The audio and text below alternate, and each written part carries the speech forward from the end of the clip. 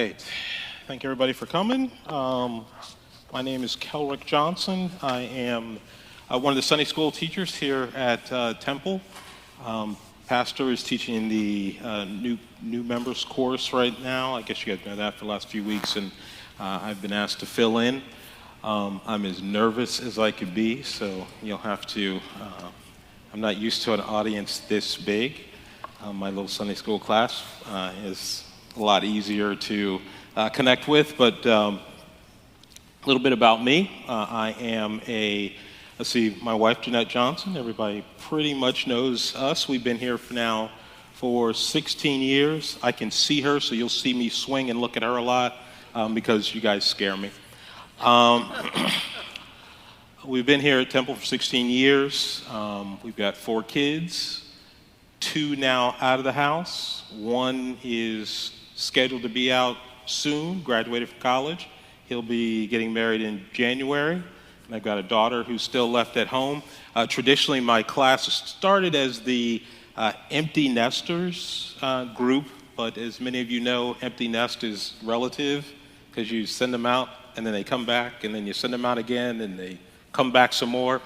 So we're just, the class is really more of mature Christians. People have been saved. Most of my class have been saved for a good while, members of Temple here for a good while. My background, I got saved at the age of 6. I grew up in a Christian home. Hopefully, hi Mom. I told my mom to watch stream for us. She usually streams Temple Sunday school classes. I'm the good son. The rest of my brothers and sisters are marginal at best. But we raised our kids, and I'm a product of a Christian family, Christian school, graduated from Pensacola Christian College. So I've run the whole gamut. So when I teach, I usually identify with our young people. I grew up in youth groups and going to camp in the summer and all those types of things. So I identify with the kids very strongly. I taught for about 15 years. I taught junior church. I've taught here at Temple, 3-year-old Sunday school class, as Mr. Clark referenced. So we were going to bring blocks and goldfish, but I should have brought candy. That's always a good opener. So I've grown up in church my whole life. And one of the things that, as I teach Sunday school, is I like to try to not so much preach as to teach. And the difference being, I treat it just like Sunday school. I want you to learn things that you may or may not have known. I'm able to, Sunday school moves a little bit slower. We're using curriculum. Everybody get a handout that wanted one? Anybody not get a handout? If you need one, raise your hand. I'm not going to miss Jeanette. James got one. I think we're missing one right down here.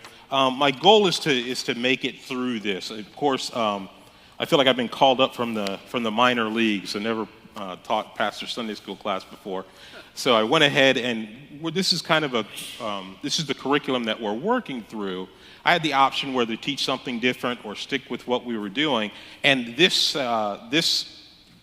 lesson I think fits very well with this class and this age group. I identify.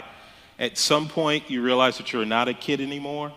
I realized that a couple years ago. Once you start having grandkids, and Brielle was singing some song, and she was watching something on TV, my granddaughter Brielle, and she's like, "Grampy, you know this song?" I'm like, "This song is like 30 years old," but it's all new to them. But it's, just stuff we grew up hearing, commercial stuff like that. So at that point, I realized I think I qualify as being old. So, but the one thing that as my Christian life has matured, is that I've realized that the Bible hasn't. You can read the same passage over and over again, and depending on where you are in life, it hits you differently. And so right now my class is going through the book of Job, and initially I was thinking, okay, this is we'd been talking about the buildup over the last couple years since I've been teaching Sunday school class. Is the buildup has been our perspective, how we look at life. And one of the reasons for that is that as we mature, age-wise and spiritually wise, things change. Things are different. I see things differently now that I'm, how old am I, 55? So I'm up there. At least that's what I would tell my parents. But, you start to see things. And especially as your kids start talking to you. And I've had to call my dad on several occasions because, especially my oldest son, Rio, who's now married out of the house, lives in Pennsylvania. As he got older, I find myself saying things that my dad would say. And it's this chilling moment as you're talking to him. And I'd be like, wait a minute, my dad, really? My dad said that. And I call up my dad and go, Dad, you weren't crazy. You actually knew what you were talking about. Is this what you were trying to say? And he'd laugh and say, yeah, of course it is. And I'd say, but I didn't sound that silly, did I? And he'd smile and go, yeah, you were worse. Remember when you... And I'd be like, man, did I really do that? And so as I started teaching the Sunday school class, we started going through Job. Most people are familiar with the story of Job. Show of hands, and I'm going to do that a lot. Show of hands, everybody know it. Job is no surprise to anyone, even unsaved people. A lot of unsaved people know about the story of Job, right? They know that his life fell apart and that in a matter of moments, and we're not going to go through it. We did it in Sunday school class. It took about 90 seconds for someone to read Job 1, where Job's life just came in and fell apart. Someone took your sheep, someone took your cattle, bandits, and then finally the house where your kids were fell in. Whirlwind Rose house fell in. All your kids are dead. And Job has to look around and go, whoa, what happened? Where did this come from? And so in the story of Job, and a little bit about the setting for the book of Job, it is the first book of the Bible. I don't know if everybody realizes that. It actually predates Genesis. The story of Job, and we're not sure exactly who wrote Job, but for sake of argument, I like to think Job wrote Job because of the intimate detail. But we know as the Holy Spirit has inspired the word, it didn't have to be. It could have been someone else. But as you look at the book of Job, I like to think that Job wrote the book of Job. And it's a book of, in the Bible, it's a book of poetry and its categorization. Job, Psalms, Proverbs, Ecclesiastes, Song of Solomon, book of Proverbs, a book of poetry. In that, not so much if you read the book of Job, and as we studied in our class, it isn't so much like Genesis, where it just tells a story and we see what happened. We get to see, this is one of the few books where we get to see Job express himself. And we get to see where God talks to Job. Job didn't have the book of Job. Job didn't have a Bible. His spiritual life is amazing. He didn't have the creature comforts that we have. Open up the Bible and go, what do I do right now? And you open it up and you look through, you look into, if you're having church problems, you look into 1 Corinthians. If you're having questions about what you should do or how you should think or how you should gain wisdom, you go to the book of James. If you want to see a list of the book of faith, we go to Hebrews. We can go to Hebrews and see all the saints in the Old Testament. Job didn't have that. Job's relationship with God was really a relationship with God. And we see in the book of Job that we see a man that has to depend on his relationship with God. If you know the story, at some point, his wife says, hey, why don't you just curse God and die? Now, as a man, does it get any rougher than that? I mean, I have a great wife. And in my Sunday school class, we have different levels, people who have perfect children, we have people with the perfect job, we have people with the perfect marriage. Just kidding. Well, kind of. But my wife is amazing. And I go to, which I tell my kids on a regular basis. When my kids are, oh yeah, but mom doesn't know. And I'll say, well, that's funny because when I need help or need to think through something, she's the one I go to. And yet my kids are always trying to kind of, mom, well, she's just, I'm like, no, your mom is amazing and you need to understand that. So I have a great partner. I couldn't imagine what would happen if my wife said, hey, honey, this is bad. You should just go ahead and give up. His kids are all gone. Does everybody know about Job's 3 friends? Right, those guys. There's actually 4 friends listed in the book of Job as the conversations go. But 3 of his friends, how would someone characterize Job's 3 friends? Anybody? Not in my Sunday school? Go ahead, somebody in my Sunday school. Say it again. Useless at best. These guys were awful. One of his friends said, hey, Job, I know you act like a good guy, but based on what's all happened to you, you're hiding something. You're really not the guy we think you are. You're hiding something. One of his friends goes so far as to say, hey, this is so bad, you're probably not even saved. When I read that, and I've read through Job many a time, but I haven't studied it the way I have this time for Sunday school class. And when I study a book, I put myself in it. I try to be and feel like Job. And when I was reading through some of these sections and his friends were talking to them, I wanted to strangle some of them. In Christian love, of course. I couldn't believe what these guys were saying.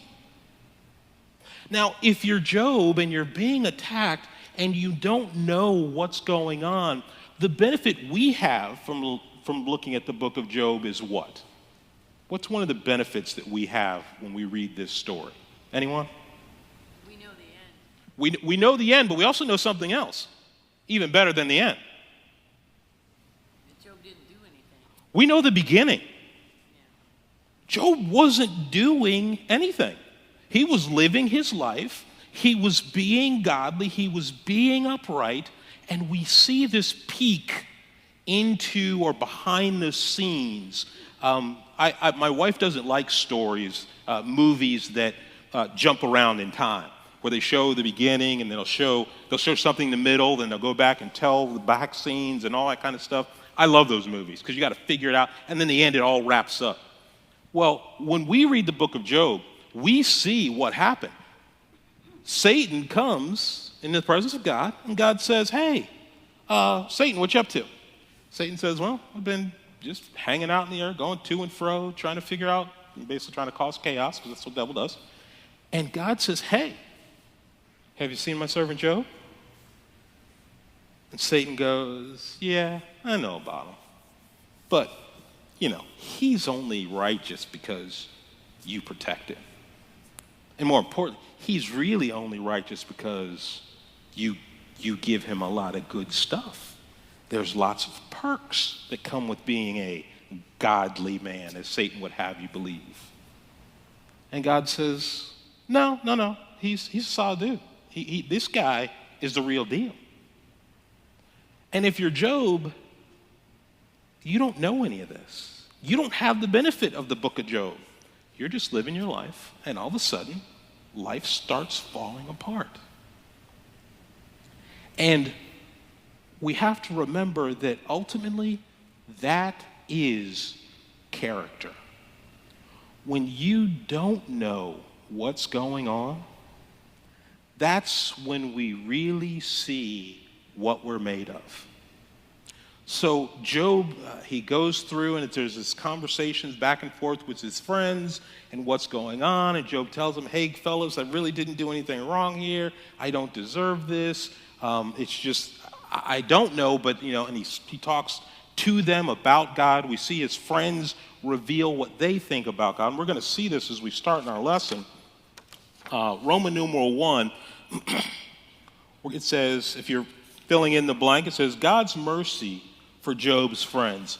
And so what has happened is they've had this discourse back and forth about Job and his friends, and his one friend would say, hey, this is what you did wrong, and then Job would respond, and another friend would say, hey, this is what you did wrong. 3 of his friends were awful. He has a 4th friend that comes in, and he says, Job, I hear these guys, but hey, Job, listen, what I want to encourage you to do is look at the Lord. Try to see what the Lord's doing in this. And this guy resets the dialogue. And I consider that Job's one true friend. Most of us have a bunch of friends, and then some of us have one true friend.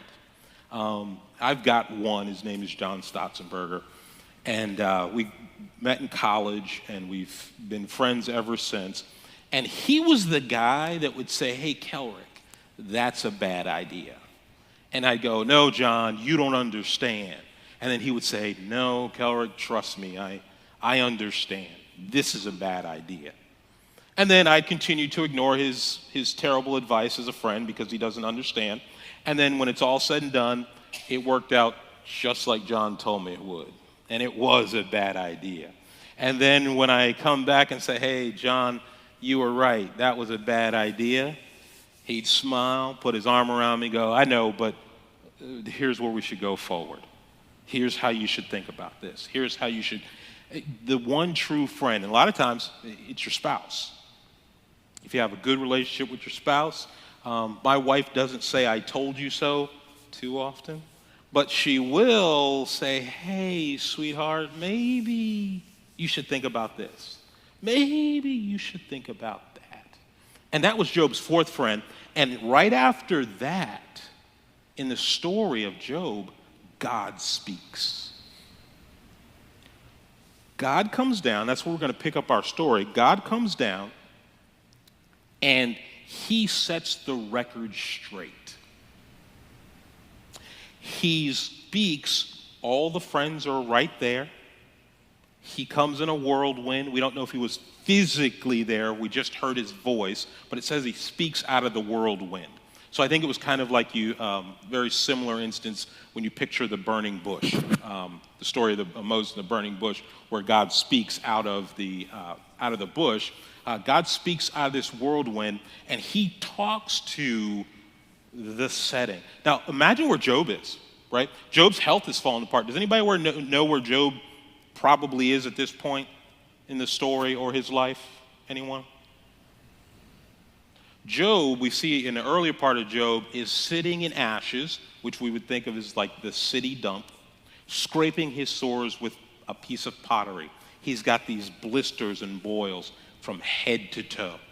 When the devil got permission to attack Job's health, we see these blistering boils that makes Job incredibly uncomfortable, which I would imagine is the worst thing that can happen to you.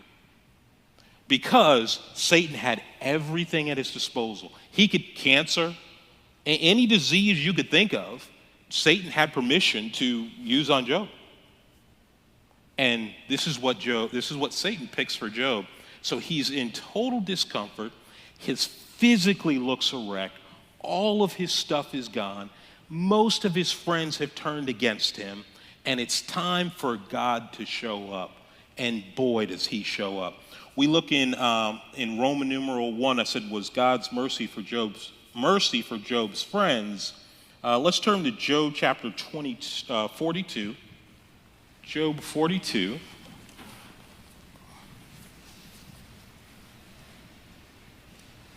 And verse, we're going to read all 3 verses, 42, 7 through 9. And it says, and it was so that after the Lord had spoken these words unto Job, the Lord said to Eliphaz the Temanite, my wrath is kindled against thee and against thy 2 friends, for ye have not spoken of me the things that are right, as my servant Job hath. And basically what they were saying to him is that, hey, you must be wicked because of your circumstances. Because of what happened to you, God is mad at you and you haven't been doing right.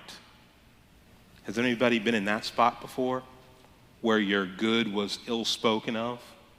Where you were trying to do what was right and things didn't seem to be turning out that way? And God has to address them. And he addresses, letter A, he addresses their sin. Letter A, their sin. And the biggest part of their sin was this idea that God is some kind of a cosmic judge. And every time you step out of line, what happens? Anybody seen the cartoons? Because I'm used to teaching the kids. Right? What's God doing? He's got a lightning bolt, right, in his hand. And he says, oh, boy, Mr. Williams, you did this. Wow, I got you. Or, Ken, you did this, and this happens to you. This lightning bolt God he's waiting for us to mess up. Is that the correct picture of God? But if you take that perspective of God, it will change the way you live. Most people that live that way, they tend to be kind of mean. They tend to be very judgmental. Not that God doesn't judge, but God judges us from a loving perspective, as any good parent should. If you're a parent, has anybody ever disciplined their kids actually with a less than loving attitude? Now, I know none of you guys have, but once in a while I've been known to get a little upset. And my wife will come to me after and say, hey, you yelled at him, but boy, that was a little rough. You didn't have to go that far. And I had to go back and say, hey, you know what, son, daughter, usually son, or one of the two. I had to say, hey, I was upset, and I shouldn't have come at you that strong, right? That's not our God. God always corrects us in love. My parents used to say, oh, this hurts me more than it'll hurt you. My dad never said that because it always hurt me more than it hurt him. But my mom has been known to say that before, and I didn't get it until I was a parent. And we realized that most of the time we're correcting our kids because we see danger ahead, and we want to kind of guard them from that. So we encourage them not to run out into the street, not to do this, not to lie, not because, yes, lying is wrong, but man, when you get older and you tell the wrong lie, you can end up in, prison, right? There's lots of people who've done lots of wrong things because they just wanted the easy way out. And we know that's what we're trying to keep our kids from, but if we don't, then we know it's not going to work out for them. So we have a God of mercy. God always wants his mercy to be seen. He doesn't give us what we deserve at all. Sometimes he does, but for the most part, we get chance after chance after chance. And that's their sin here, is they're saying, oh, that God, he's judging you, Job. And God's like, no, I'm working. In letter B, it says their sacrifice. In chapter 22, verses 8 and 9, we see that they end up having to make this sacrifice, and it's expensive. In their terms, the sacrifice was animals, but basically if God came down and said, hey, Ken, you gave bad advice, don't sit with space where I can see it. He says, Ken, you gave bad advice. You didn't do what you're supposed to, and here's what you're going to have to do. You're going to have to pay about $100,000 in offerings. Ken goes, ooh, Lord, that's a stiff penalty. And not only is God talking, everyone can hear this. And they're going to pay a price for their bad advice. In letter B, they're going to pay a price for their bad advice. So be careful when you're talking to people. don't be flippant. Don't be judgmental. If they're close friends, which I've done, I've prayed about what should I say to this person? How should I counsel them? And it's important for us to do that because letter C, it says they're priest. And to understand that one, we need to look at, let's go ahead and open to Job 22. We're going to read 8 and 9 now in the context there. We're going to say, therefore, take unto you now 7 bullocks and 7 rams, and go to my servant Job and offer up yourself a burnt offering, that my servant Job shall pray for you. For him will I accept, lest I deal with you after your folly, in that ye have not spoken of me the things which are right, like my servant Job. Back then they didn't have churches. We're pretty sure this is pre-Moses time. So this idea of the priest, because remember earlier in Job, Job would offer sacrifices for his children.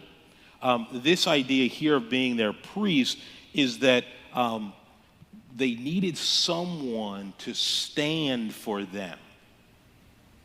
They needed someone to stand for them. And this idea of priest, and we see it again, and Pastor just mentioned it Wednesday or maybe last Sunday. Remember the story of Joseph. When at the end of Joseph, when his father dies and his wonderful, delightful brothers say, hey, Joseph, listen, we're coming to apologize because Daddy said we had to. Just terrible brothers. But what does Joseph do? Anybody? Say it. He'd already forgiven them. He wasn't going to let their sin affect his relationship. And we see this with Job. He says, hey guys, you're going to pay a price. The Lord says, you're going to pay a price. I want you to go sacrifice with Job because Job, I respect this guy. He's done it right. And he's able to bring his friends along. After all he's been through, Job still has the right attitude and the right actions that he's able to bring his friends along. And that's the mark of a mature Christian. When someone does you wrong and you're able to look through it and say, Lord, I don't know why that happened, but I'm not going to be out to get them. I'm not going to, I use the word a lot, I read it in a book somewhere, ruminate. Has anybody ever ruminated? Something happens and you're just like, wow, I can't believe that happened. I'll pick on my wife since I don't want to call out anybody else.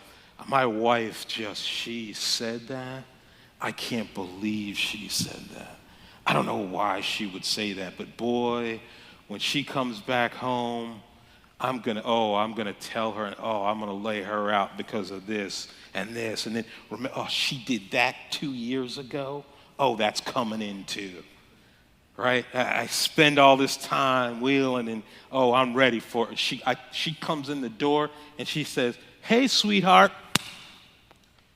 What? Sweetheart? Are you kidding? And I just light into her, and she's like, "What? Where'd this come from?" It's because I spent all that time while she was out just stewing and brewing and ready to go. But mature Christians, they let that stuff go right away. When those brothers came to Joseph and said, hey, we apologize, don't get us back, Joseph was like, what are you talking about? I already get you back. Remember? I brought you guys down here. Dad, I forgave you. Mature Christians are able to let that stuff go right away, and that they can bring their friends along.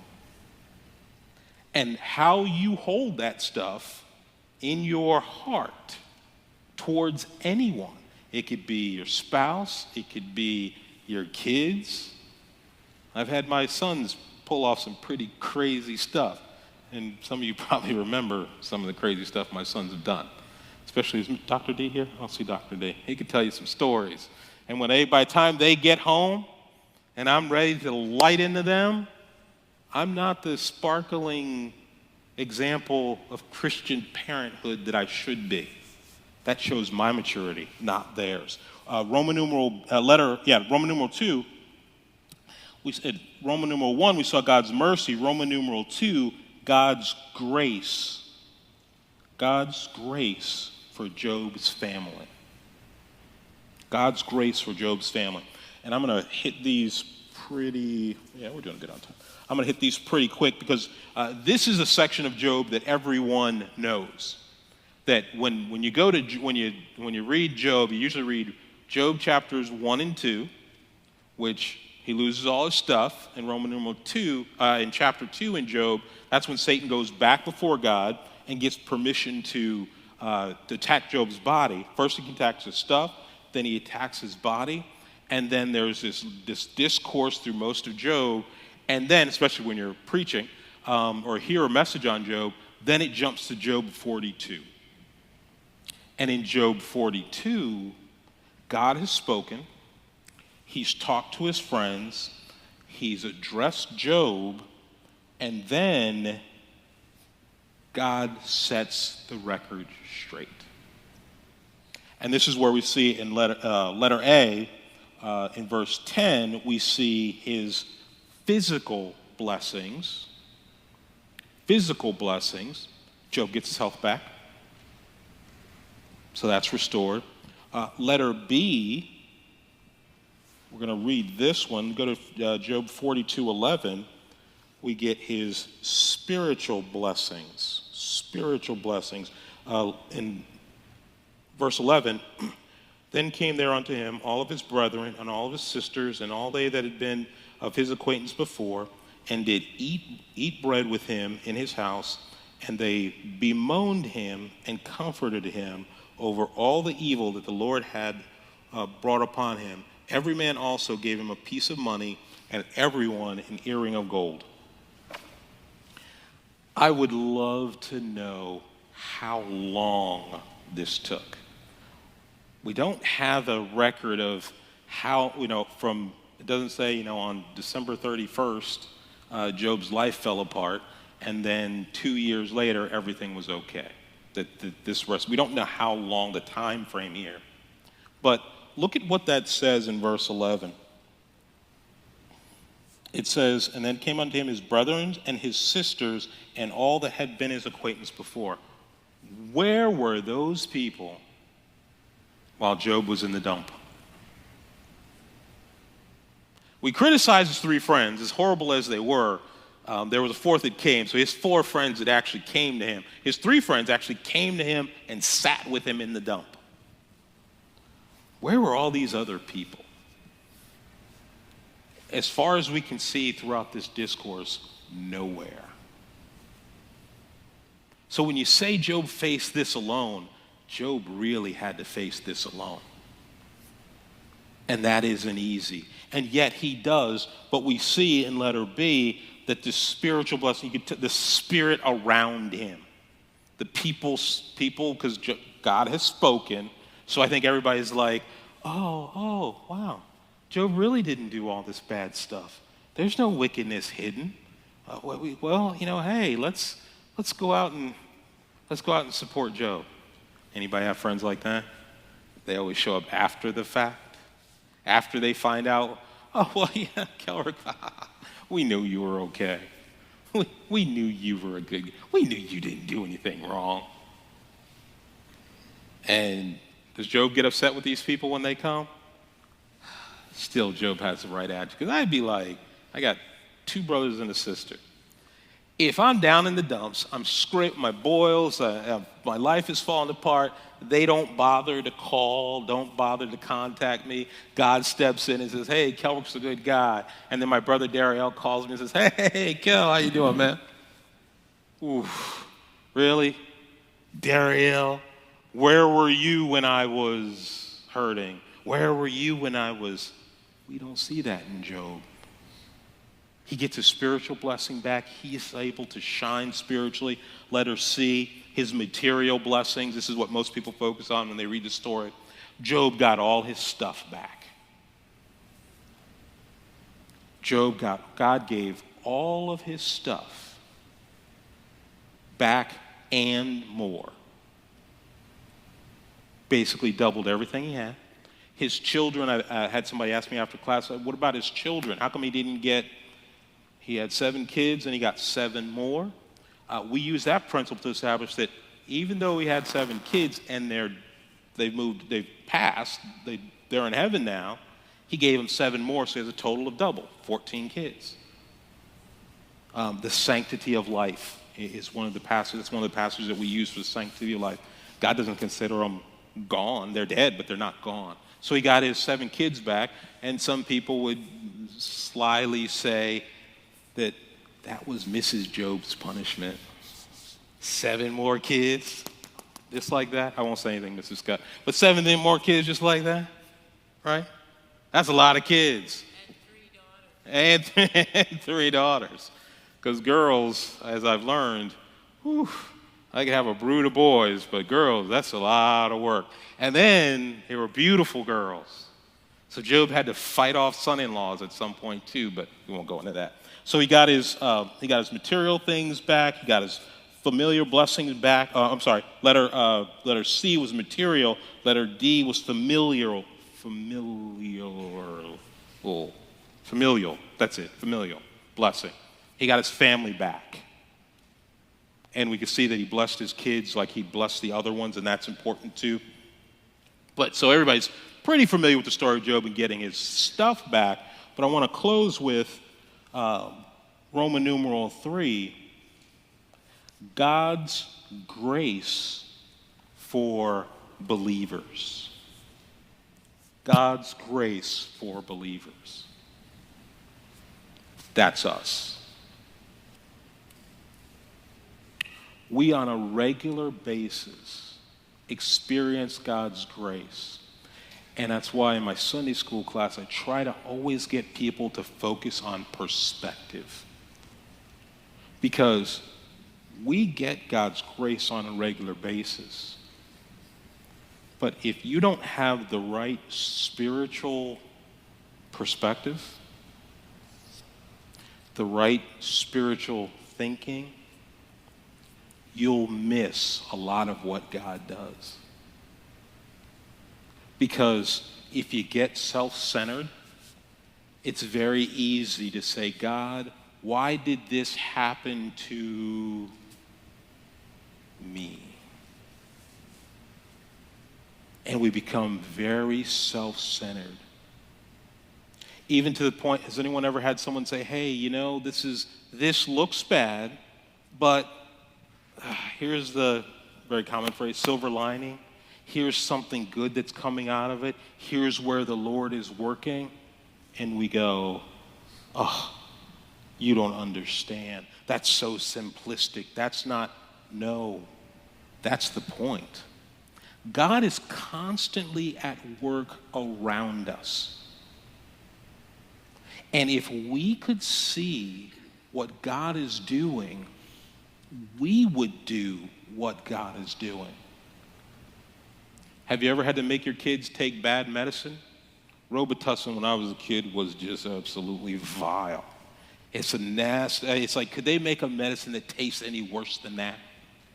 And Mom would say, but it's good for you. And I would think if she really loved me, she'd give me candy because that's good for me. Right? I like that.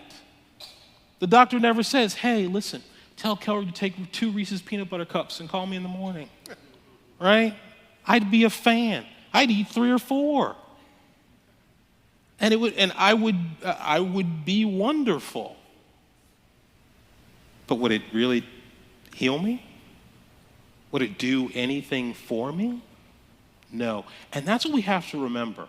A lot of times, it actually takes more spirituality to grow when everything is going well.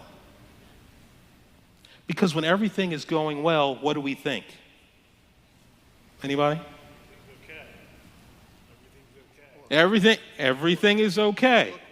Look what I did. I must be doing this right. Because all of the blessings, everything I see around me is just turning to gold. And we often fail to realize that No, and a lot of times, and I can speak from experience, I think I'm doing it all right. I very seldom, when things are going okay, or people very seldom say, boy, look at God blessing. I can see his hand here, I can see his hand there.